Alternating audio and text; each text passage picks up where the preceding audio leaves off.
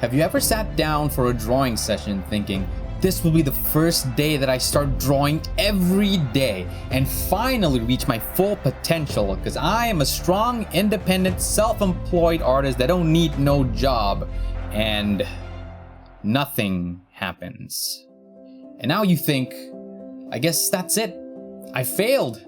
I can't draw. But where you actually failed is the expectations that you've set. So let's fix that, shall we? On to the disclaimer.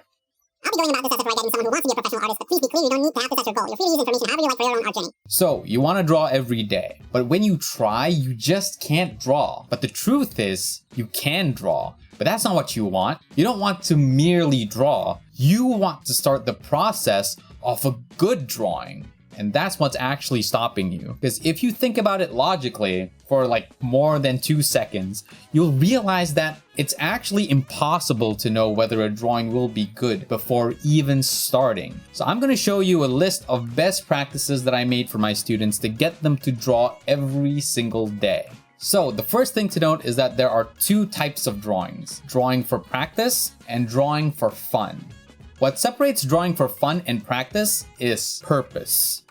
If you're just practicing for practice's sake and just simply drawing the same thing every day, you won't learn anything. So if your drawing is neither purposeful practice and you're not having fun, then what the hell are you even doing? So when it comes to daily drawings, we will be focusing on drawing for yourself or drawing for fun. Now, the first best practice. I'm so bad! I can only draw stick figures! You should do it then. What?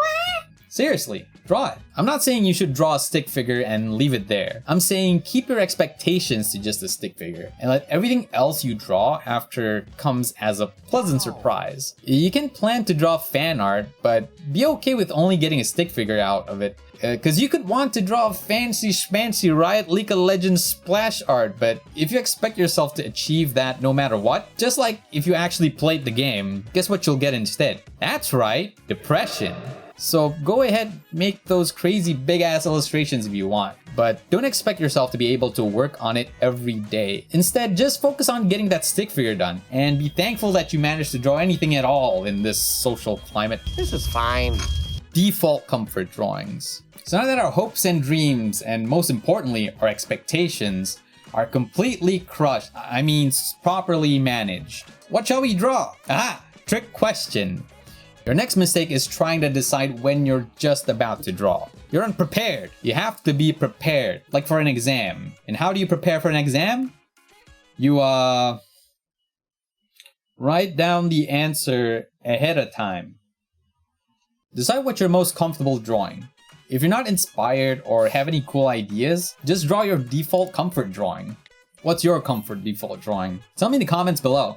Prompts. When you're feeling really adventurous and you want to draw something more than your default, a prompt might be a really great way to get your creative juices flowing. Because nothing gets you going like the absolute soul-crushing uncertainty and chaos that is life.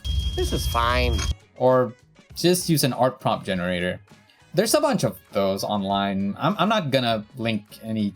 Just Google. It's not that hard. Do I have to do everything myself? Draw what you feel like.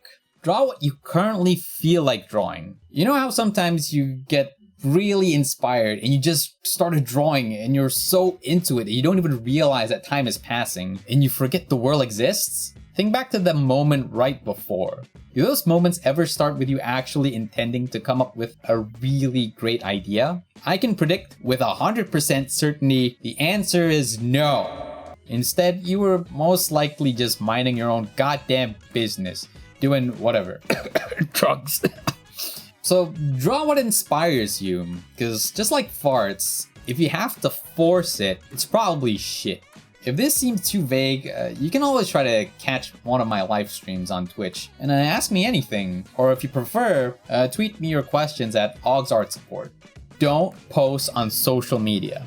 The pressure of having to produce a share-worthy drawing can be super intimidating and cause you needless amount of stress when trying to start a drawing. And I've found that removing the need to post a drawing on social media every day lifts a huge burden off your chest. I know it's tempting to try and make some headway at getting insta-famous with your art and become a successful artist in this current age of social media. But for the sake of improvement as a beginner, it's more important to get your drawing mileage up first, instead of obsessing over making a perfect post for Instagram and Twitter in the hopes of getting it viral. So take your time and don't stress about it. Instead, I recommend you do post it somewhere private, like making a private Discord channel for yourself or sending yourself an email. The purpose of this is so you commit the drawing for the day and learn to be okay with not having the best outcome, but focus on the fact that you did draw for the day. An added rule to this is to not have any work in progress or WIPs as something you post. This doesn't mean you have to post complete drawings, rather